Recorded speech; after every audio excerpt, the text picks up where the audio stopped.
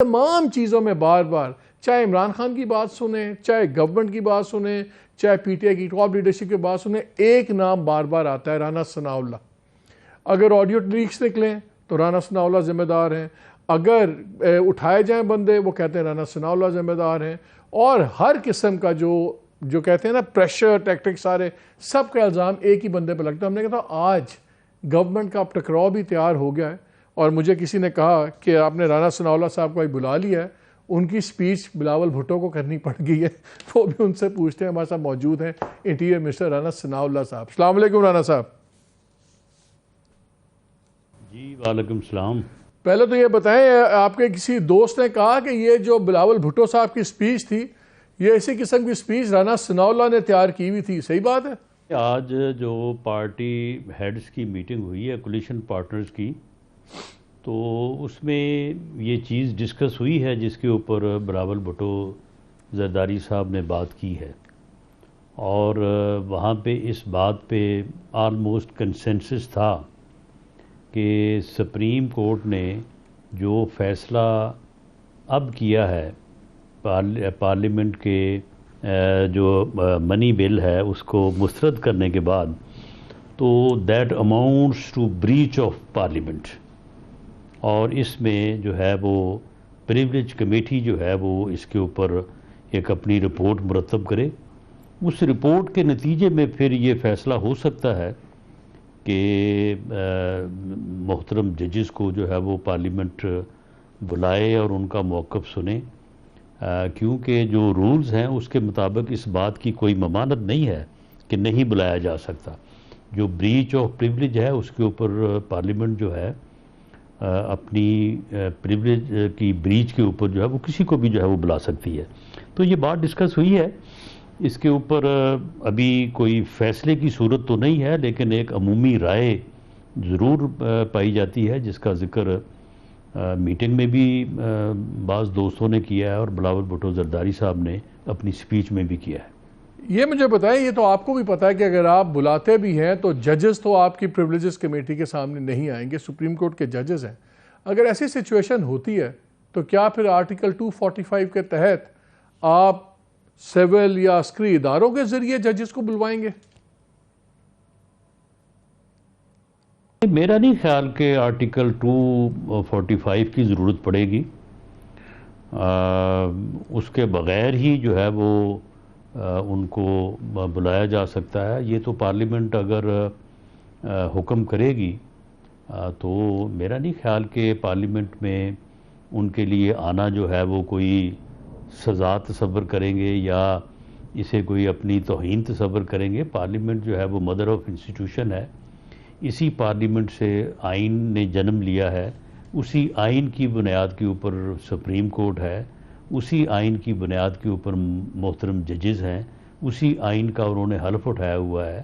تو میرا نہیں خیال کہ، بلکہ میں سمجھتا ہوں کہ اگر انہیں بلایا جاتا ہے تو یہ ان کے لیے کہ ایک اعزاز ہوگا، کوئی یہاں پہ کوئی ان کے کوئی خلاف کوئی جو ہے وہ عدالت نہیں لگائی جائے گی۔ خیر اس کا فیصلہ تو رانا صاحب وہ کریں گے کہ ان کا اعزاز ہے کہ نہیں، لیکن اس بات کا فیصلہ کب تک ہوگا کہ سپریم کورٹ کے ان 3 ججز کو توہین عدالت پہ توہین پارلیمنٹ کے لیے بلانا ہے یا نہیں بلانا، اس بات کا فیصلہ کب تک ہوگا؟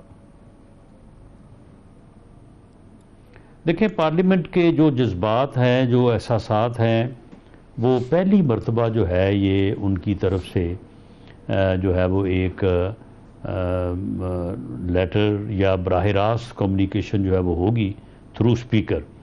تو وہ لیٹر جو ہے وہ آج ان کو لکھیں گے، میرا خیال ہے کل صبح تک پہنچ جائے گا، تو اس کے اوپر ان کا رسپانس جو ہوگا اس کے بعد پھر اس چیز کا فیصلہ ہوگا۔ نہیں، یہ تو مالک صاحب بات بڑی واضح ہے، یہ تو we are on record, government on record ہے کہ جی فل بینچ بٹھائیں، جو فیصلہ ہوگا ہم اس کو ایکسیپٹ کریں گے۔ یہ فل بینچ بٹھا دیں، وہ کہے جی 14 مئی کو الیکشن ہوں گے، ہم لڑیں گے الیکشن۔ نہیں آپ لوگ تو ریکارڈ پہ ہیں، میں کہہ رہا ہوں کہ میری اطلاع یہ ہے کہ اسٹیبلشمنٹ کا بھی شاید یہی سوچ ہے جو پہنچائی گئی ہے، یہ انڈائریکٹلی یا واٹ ایور، اس بارے میں پوچھ رہا ہوں آپ سے۔ اسٹیبلشمنٹ نے اگر کوئی بات کنوے کی ہے تو وہ ہمارے نوٹس یا نالج میں تو نہیں ہے، لیکن معاملہ یہ ہے کہ دیکھیں نا، یہ ایک ضد ہے نا. اب کے پی کے میں اس ملک کا آئین جو ہے وہ نافذ نہیں ہے. کے پی کے میں کیوں نہیں 14 مئی کو الیکشن ہو رہے جی؟ وہاں پہ 90 دن جو ہے وہ 180 دن کے برابر ہیں. یہ جو ضمنی الیکشن تھے، جو یہ سیٹیں خالی ہوئی تھیں، تو ان کے متعلق آئین میں درج نہیں ہے کہ جب کوئی سیٹ خالی ہوگی تو 60 دن میں الیکشن ہوں گے. تو وہ پشاور ہائی کورٹ نے اور لاہور ہائی کورٹ نے اسٹے کر دی ہیں اور پتہ ہی نہیں اب کب ہوں گے. تو وہ 60 دن جو ہے وہ آئین میں ذکر ان کا نہیں ہے. وہ کو آئین سے وہاں پہ آئین جو ہے وہ کوئی اور معنی رکھتا ہے، اور جہاں پہ 90 دن ہے وہاں پہ اور معنی رکھتا ہے. یعنی یہ ایک بالکل ایسی ضد ہے کہ جس کا کوئی تک نہیں بنتا، کوئی جواز نہیں ہے. اور اس کے اوپر جو ہے وہ اس حد تک بات لے جائی جائے کہ منتخب پارلیمنٹ جو ہے اس کو بھی ڈیفائی کیا جائے، اور پرائم منسٹر کو جو ہے وہ جس طرح سے آپ نے کہا کہ جی ڈسکوالیفائی کر دی جائے.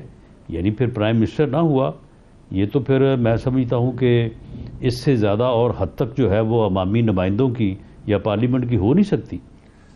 رانا صاحب، آپ نے بھی بات کی ابھی آڈیو ٹیپس کے اوپر. یہ جو لیٹسٹ آڈیو لیک آئی خواجہ طارق رحیم صاحب کی اہلیہ کی اور چیف جسٹس صاحب کی ساس کی، اس پہ دو سوال اٹھتے ہیں. ایک تو یہ آڈیو لیکس کون کر رہا ہے، کون ریکارڈ کر رہا ہے؟ میری بات ہو رہی تھی خواجہ طارق رحیم صاحب سے، میں نے ان سے پوچھا کل پروگرام میں نے کہا آپ نارمل کال پہ تھے کہ واٹس ایپ کال میں تھے؟ تو انہوں نے کہا کہ ہم دونوں واٹس ایپ کال پہ بات کر رہے تھے. تو واٹس ایپ کال کرنے کی تو انٹرسیپٹ کرنے کی سہولت آئی بی کے پاس تو نہیں ہے میری انفارمیشن کے مطابق، کہ ہے؟ کیونکہ آئی بی تو ڈائریکٹلی آپ کو رپورٹ کرتی ہے. دیکھیں جی، اس میں جھگڑا تو یہی ہے نا کہ لوگوں کا یہ خیال ہے کہ یہ کوئی ایجنسی جو ہے یہ ریکارڈ کرتی ہیں، اور اس لیے جو ہے وہ اس کو جو ہے وہ ریزسٹ کیا جا رہا ہے. ورنہ مالک صاحب مجھے آپ بتائیں کہ پوری دنیا میں اس قسم کی آڈیو اور ویڈیوز کو جو ہے وہ ایک اوتھینٹک ایویڈنس کے طور پہ لیا جاتا ہے. یہ کرکٹ میں جتنی جو ہے یہ میچ فکسنگ ہے اس کو اس کے ذریعے سے پکڑا گیا ہے، بلکہ اس کو آلموسٹ ختم کر دیا گیا ہے.